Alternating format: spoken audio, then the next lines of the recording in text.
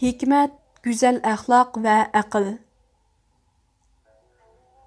Hikmet bilan güzel əxlaqның münasibati nima? Hikmet, yurish turishni sağlam aql və to'g'ri dinning taqozosi qartib to'g'irlash, boshqarish və yetaklash deganlikdir. Hikmet, mundaq ikki vazifani o'z ichiga oladi. Birinchi, durustlikdan chatnab ketishdan to'sish. İkinci, durustlikqa yetaklash va uningga ittirish. To'sish va yetaklashning manbai sog'lom aql bilan to'g'ri dindir. Bu ikki manbaning o'z vazifasini to'liq joriy qildirish uchun aqlning nafsi havaslarining ta'sir ostida qilishdan yoki har qanday bir nuqsondan sog'lom bo'lishi, alğan dini ta'limotning dini tushunchaning sog'lom ham to'g'ri bo'lishi shartdir. Aql bilan din bu shartga to'shgan vaqtda hikmatning manbai bo'la oladi. Hikmat insonning yurish turishining hamma taraflarida talab qilindi. Mayli axloqiy tarafdan bo'lsin, mayli qoida yo'sin tarafdan bo'lsin, mayli ibodat tarafdan bo'lsin, mayli örf-odat tarafdan bo'lsin, mayli nafsning tabiiy talablarini o'rindash tarafdan bo'lsin, hammasida hikmat bilan ish ko'rish talab qilindi. Shunga axloq fazilatlariga rioya qilish, razil axloq va yomon qiliqlardan yiroq bo'lish hikmatlik ish qilganlikdir. Buningdan ma'lumki, hikmat hammani o'z ichiga oladigan cho'ng bir mavzu bo'lib, insonning yurish turishidagi hikmatlik ishlar hikmatning bir parchasidir.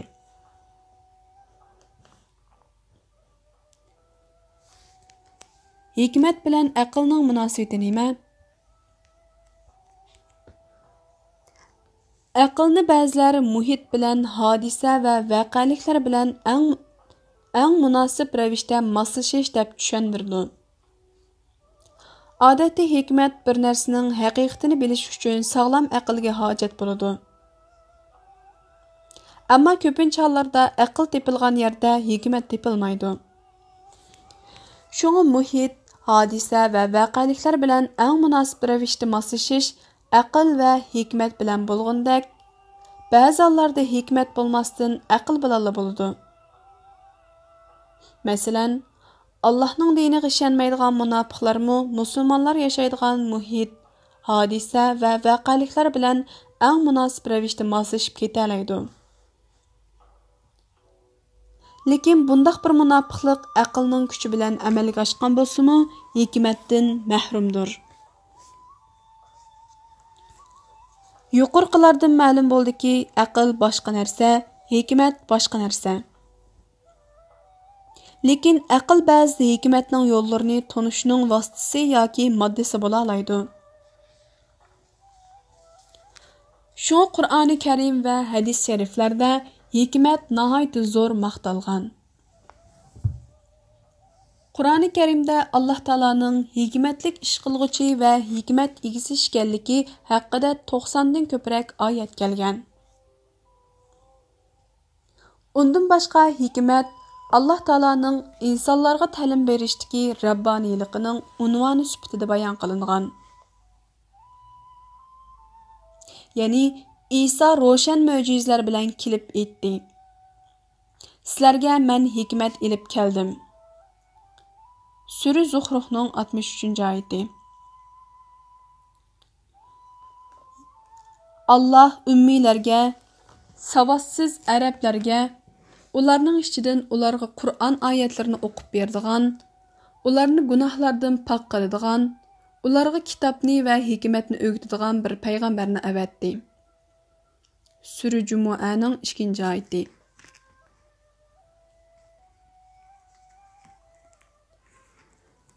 Axloqning butun hayot sohalariga umumiyligi.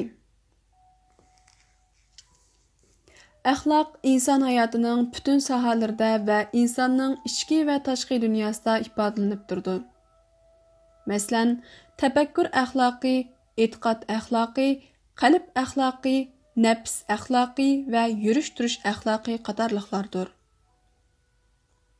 Birinchi, tafakkur axloqi.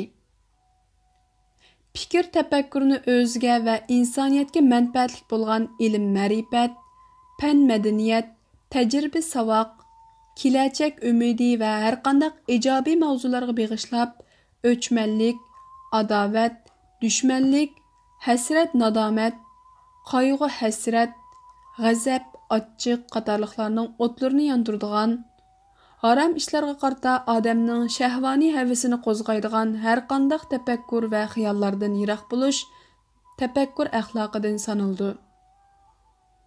Buning aksi fikr tafakkurdagi axloqsizlikdir. Ikkinchi, e'tiqod axloqi. Səpsətilərə, ilim yolu bilan isbotlanmagan gumonlarga, havoyi havaslarga, islom e'tiqodiga yot iqimlarga, taqlidchilikka qalbdan o'rin bermasdan, qalbni mustahkam e'tiqod bilan to'ldirish e'tiqod axloqidan sanaldi. Buning aksi e'tiqodki axloqsizlikdir. Üçüncü, qalbning axloqi. Haqiqatni va yaxshilikni suyish, batilni, yomonlikni yomon ko'rish, o'chmanlik, dushmanlik va ko'rolmaslik qatorliq nachar tuyg'ularni saqlamaslik qatorliqlar qalbning axloqidan sanaldi. Buning aksi qalbdagi axloqsizlikdir. To'rtinchi, nafsning axloqi. İffət, səvircanlıq, himmat, ali tilak, sexiylik, kən qorsaqlıq, əpucallıq və başqalar nəfsinin əxlaqıdan bulub, bularning əksi nəfsdəki rəzillikdir. 5. Yürüş-duruş əxlaqı. Hər vaqt və hər qandaq joydagi yürüş-duruşlarda, iş-hərəkətlərdə, gap-so'zda va barliq ishlarda o'zining ichki dunyosini rostchilik bilan ifodalash yurish-turishdagi go'zal axloqdan sanaldi. Ammo o'zining ichki dunyosini yoshirib, yasalmalik qilish yurish-turishdagi razil axloqdir. Axloqning shaxsiy va ijtimoiy taraflari. Axloq insonning shaxsiy va ijtimoiy taraflarining hammasini o'z ichiga oladi. 1. İnsanның şəxsi tərəflərini öz içigə aldığan əxlaqlar qanaət, razıməlik, intizamçallıq, qeytirqiniş, çin iradə, ümidvarlıq və başqalar. 2. İnsanның ictimai tərəflərini öz içigə aldığan əxlaqlar rastçılıq, işənçilik buluş, vafadarlıq, kəmtərlik, başqalardan gələn əziyyətlər aldıda səvirçən buluş, iffət nomusluk buluş, kən qorsaqlıq, əpucallıq, sexiylik, şicaət və başqalar. İctimai əxlaq prinsipini bir cümlə söz bilan tushundirganda, insonning başqalar tərəfindən qandaq muomala ko'rishini kutsa və arzu qilsa, başqalarga mı shundaq muomala qilish deganlikdir. Öz yomonlik qilib qo'ygan yoki bilib bilmay ranjitib qo'ygan biridan o'zini apu qilib yetishni kutgan odam boshqalarni mu apu qilsin. Boshqalarning o'zi qarta ishonchlik bo'lishini kutgan odam boshqalarga ishonchlik bo'lsin. Boshqalarning rost so'zlashini yoqtirgan odam o'zi rostchil bo'lsin. Boshqalarga faqat yolg'on so'zlamasin. Başqalarının iffətlik bo'lishini yoqtirgan odam o'zimi boshqalarga qarta iffətlik bo'lsin. Xotin qizlarning, ot singillarining ar-nomusini muqaddas bilgan odam boshqalarning xotin qizlarining, ot singillarining ar-nomusini muqaddas bilishi, ularni oyoq osti qilishdan, ularning nomiga dog' tekkizishdan hazar qilsin. Payg'ambar alayhisalom mundaq degan: Do'zaxdan yiroq qilinib, jannatga kirgizilishni xohlagan odam iymon bilan o'lsin. Kishilarning o'zi qandoq qilishini yoqtirsa, ularga mu shundoq kelsin. İmam Müslim rivoyati. Əxlaqның münasibəti etibarı bilan türlənişi. Əxlaq qaratilgan tərəfləri etibar bilan 4 türgə bölündü. Birinci türdəkisi insan bilan Allah Taala o'rtasidagi munosabatga qaratilgan əxlaq bo'lib, bu turdagi əxlaq insonga ko'plagan əxloqiy burchlarni yuklaydi. Masalan, Allah Taalaga bo'lgan iymonda rostchil bo'lish, uning ilohligida, jimi sifatlarda, barliq ishlarda eng mukammal ekanligini e'tirof qilish, uning ne'matlariga shukr qilish, buyurganlarini samimiylik bilan o'rindash, to'sqanlardan qat'iy iyinish, uningga barcha ixlos va muhabbatni beg'ishlash, azobidan qo'rqib rahmatini umid qilish, uni hamisha yod etish va boshqalar. Bu turga munosabatlik nachar axloqlar Allah Taolani inkor qilish, uning ne'matlariga tuzkurlik qilish, buyurganlarini qilmaslik, to'sqanlardan yonmaslik, azobidan qo'rqmaslik, rahmatidan umidsizlanish, uni yod etmaslik qatorliq kufrlik va gunoh masiyatlardir. İkinci turdakisi insonning boshqalar bilan bo'lgan munosabatiga qaratilgan axloq bo'lib, bu turdagi axloq nihoyat aniq va ochiqdir. Ular rostchil, ishonchlik, iffatlik, adolatlik, apuchan, mard, sehiy, haqqoniy bo'lish, muomalada haqqoniy bo'lish, vazifani qitirqinib o'rindash, haq egasining haqqini, fazilat egasining fazilatini e'tirof qilish qatorliq manfaatidan boshqalar bahramon bo'lgan go'zal axloq turlarining hammasidir.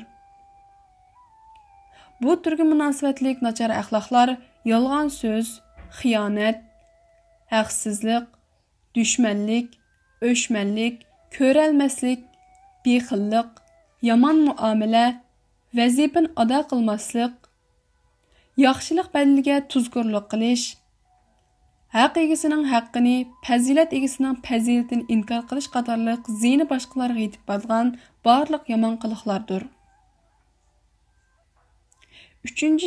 Üçüncü turdakisi insonning o'ziga qaratilgan axloq burchi bo'lib, musibatga, balo qazoga va qaytirg'ili bo'lmaydigan har qanday qo'ldan berishlarga sabr qilish, tartib intizomliq bo'lish, dunyolik va oxiratlik har qanday bir ishni qaytirqinib, ixlos bilan qilish, ochiqning keyniga kirmaslik va inson o'z-o'zini yaxshi idora qilishda keraklik bo'lgan har qanday choralar bu turdagi axloqiy burchning qatoriga kirdi. Bu turga munosabatlik nachar axloqlar yuqorqilarning tamoman aksini tashkil qildi. 4-turdagisi insonning boshqa jonliqlar bilan bo'lgan munosabatga qaratilgan axloqiy burchi bo'lib, ular hayvonlarga rahim shafqatli bo'lish, haqqini to'liq ado qilish, yaxshi muomala qilish, qiynamaslik, och qo'ymaslik va ularning jinini xuddi insonlarningga o'xshash jon ekanligini astin chiqarmagan holda muomala qilish qatorliqlardir.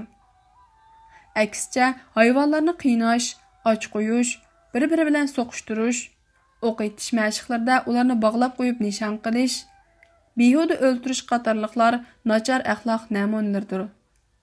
Payg'ambar alayhissalom bir hadisda bir ayol bir mushukni non yoki suv bermasdan yoki yerdan bir narsa tepib yeyish uchun qo'yib bermasdan so'lab qo'yib uning o'limiga sabab bo'lganlik tufayli do'zaxi bo'lib ketdi degan. İmam Buxoriy va Muslim rivoyati.